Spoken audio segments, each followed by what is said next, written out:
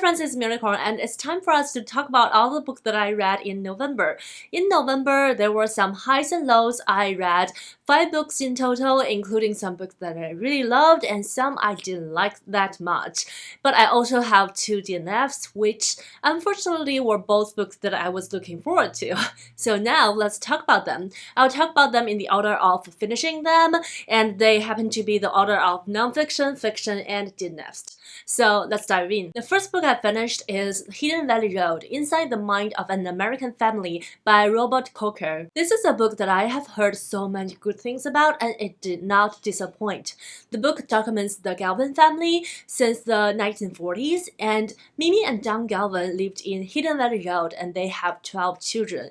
On the outside, they are the perfect big family, but 6 of the boys are actually suffering from schizophrenia. The book traces the story from when John and Mimi were very young until recently, revealing the struggles that they had suffering from schizophrenia as individuals and also as a family, especially the helplessness when they didn't know what's the cause of the mental struggle and also did not see a solution. Eventually, the Galvin family became the first family that was studied by the National Institute of Mental Health in the United States. But the book didn't stop from only documenting the stories about the Galvin family, and the book also spoke up about the difficulties that the scientists are facing when they wanted to study and make progress in a field like this that doesn't generate a lot of profit. It reveals the fact that we already know in the present day, which is the medical field, although it's supposed to help people, but it's still a capital-driven industry. And the fact that topics like this, whether they're being studied or being funded, are sometimes based on luck,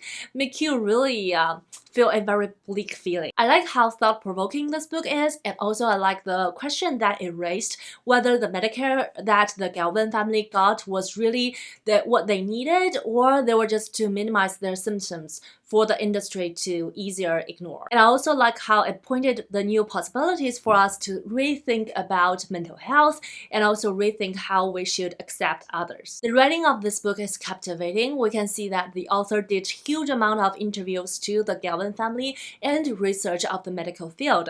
So overall, I highly recommend it. The second book I finished is Opinions, A Decade of Arguments, Criticism, and Minding Other People's Business by Roxane Gay. This is an essay collection of Roxane Gay over the years from before the 2016 election until recent days when we were well into the pandemic. The topics in the collection covers a variety of civil movements during the past 10 years, including identity, Black Lives Matter, civil responsibilities, culture, and much more. I mean, I love Roxane Gay, so naturally I love this collection. She is sharp, brilliant, and sensible as usual, and she writes essays with such a clear mind and also very deep insight. One major takeaway I got this book was actually from one of the last sections where Roxane Gay was answering people's questions and giving out solicited advices to people who wrote her. One person wrote to her about the fact that they felt like there's so many topics to care about in the world, and they have a very disheartened feelings about the failures in activism. Roxane Gay suggested that maybe we can focus on one issue that we care about the most and apply genuine effort to the issue, and maybe we can contribute something useful. Of course, she said in such a better way than me, but I just loved how practical that the advices she gave out to the people who wrote to her, and also throughout this book. And I can't stop but comparing it with the other book that I read called Politics is for Power, and I just felt like the advice in that book is not so practical and very realistic on some level. However, I need to stop complaining about that book. I do recommend it though. In general, I feel like Opinions is a great book that led us to revisit all the political movement in the past 10 years and analyze the phenomena in the society. And also, it has great advice for us to take from. And I'm happy that although many things happened in the past 10 years and it might be a little bit disheartening, but Roxane Gay still have a uplifting attitude. However, in the middle, there's a chunk of celebrity portraits where Roxane Gay was writing about the lives of other celebrities, but I didn't know any of them, so I was easily distracted reading that part and felt myself a little bit detached. However, I was interested in one of the artists, and she was talking about the creative process of that particular artist. So I guess the experience about that part varies from person to person, depends on your interests. The last nonfiction that I finished for Nonfiction November is How Fascism Works: The Politics of Us and Them by Jason Stanley. And this book is so important but also very depressing to read. It talks about 10 pillars in fascist politics and ideologies, and as you can see, I took a lot of notes. I feel like overall it's a very well-rounded book that dissects every angle of fascism systematically. For example, the first chapter, The Mexico Past, explained how fascism manipulates people into believing a non-existing but very nostalgic beliefs. And I feel like that's very helpful for me to understand why some of the very ridiculous beliefs came from. It also talks about the things that fascism creates to control people's emotions, for example, the true nation and other propaganda. I'm actually a little bit startled about how close some of these fascism ideologies are to our daily life. They can be in different formats. For example, they can be in the reinforcement of stereotype, widespread ignorance, and the terms are like us or them. And it's also very alarming for us to see how easy we can fall into the fascism traps, especially in the times when the economy is not as strong like the time we are right now, and our comfortability is getting challenged. I also liked how this book covers political dynamics internationally. It gave out so many examples all across the globe, but it's also one of the reasons I feel like this book is so depressing to read, because reading all the examples of fascist ideologies all together about everywhere around the world can be very stressful, and I just feel like why we just couldn't do better as human species. But I do appreciate this point of view, and I feel like I learned a lot. Writing-wise, the first half of the book, the first 5 pillars, was kind of heavy for me to read, and sometimes I felt a little bit dry, so much so that I went through an entire novel in between. But the second half of the book, for some reason, I picked up the momentum, and I feel like it's very smooth to read. Overall, I recommend this book, and I feel like it's a very good overview of fascism. Even if you are familiar with the concept already, it's still a very good review. Moving on, I have 2 novels that I finished in November, and the first one is such a big disappointment. It's A Scatter of Light by Malinda Lo. At this point, there's no need to say that how much I love the book. Last night at the Telegraph Club, I have raved about it all year on my channel already, and A Scatter of Light is marketed as a companion novel to the Last Night one, and also says that we can learn the destiny of the 2 main characters in Last Night in A Scatter of Light. So needless to say, I was beyond excited when I picked up this book, and I was sure that I would love it. How wrong was I?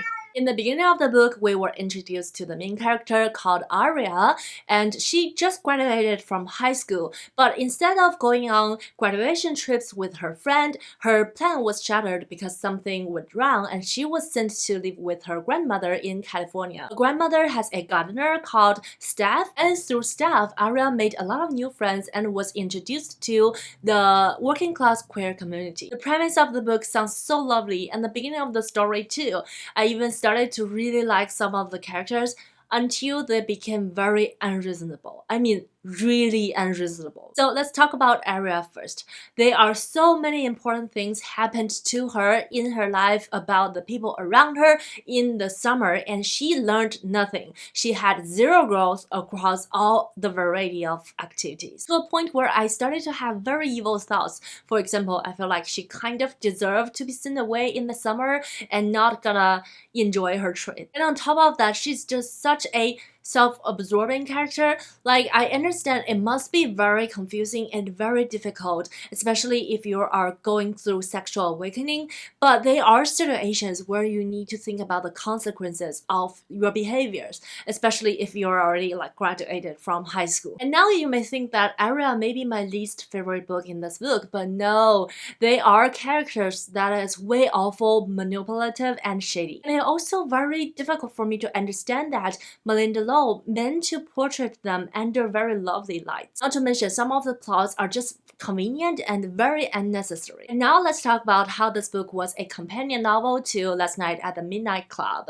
I really wanted to know what happened to Lydia and Kath after the story in The Last Night, and I was really excited about this, but they were only mentioned twice in the story, and not only that, the 2 times that they were mentioned actually is not necessary at all. It is so deliberate, and it feels like the author just plot them in for the sake of making them present in the story in some way, which was such a big disappointment because I myself can think about like 7 ways how their story arc actually is gonna be helpful in this book. Needless to say, I did not enjoy this story. I only give it 2 stars, and I'm so disappointed. The only way that I finished this book was because I was reading the fascism one, and I felt like that book was so heavy and I needed a break.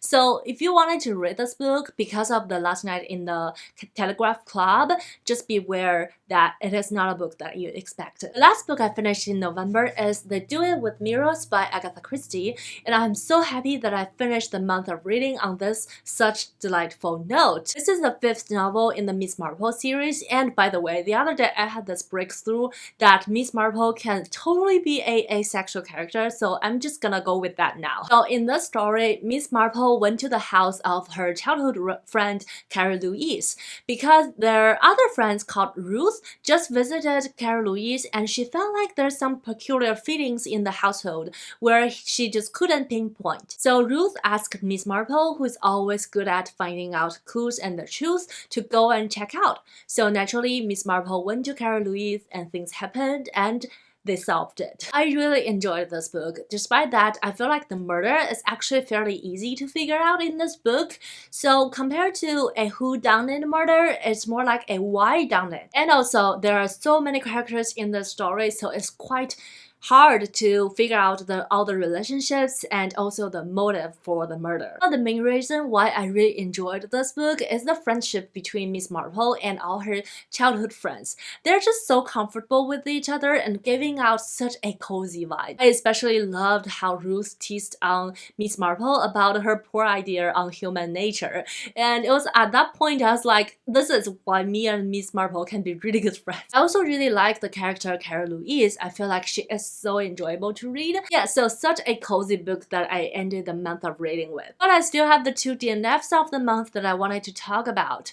Actually, they both have very good ratings, so I'm not actually sure what happened here. If you happen to love these books, please don't come at me. This is only my personal opinion, and in my opinion, they both have very annoying characters. I won't talk too much into details because I plan to have a summary video about all my DNFs of the year. And the first one is VERA's Unsolicited Advice for Murder by Jess Q. Sutanto. This is a book that talks about a 60-year-old woman called Vera Wang who owns a tea shop, and one day she found a dead man on the doorstep of her tea shop, so she started her own investigation. Let's say that I should have known myself better before picking up this book, because in my real life, there is nothing I dislike more than unsolicited advices, and this book has that on the title. As you may guess, Vera Wang loves to give out unsolicited advice to a very annoying point, and because this story happens in Chinatown, so there are a lot of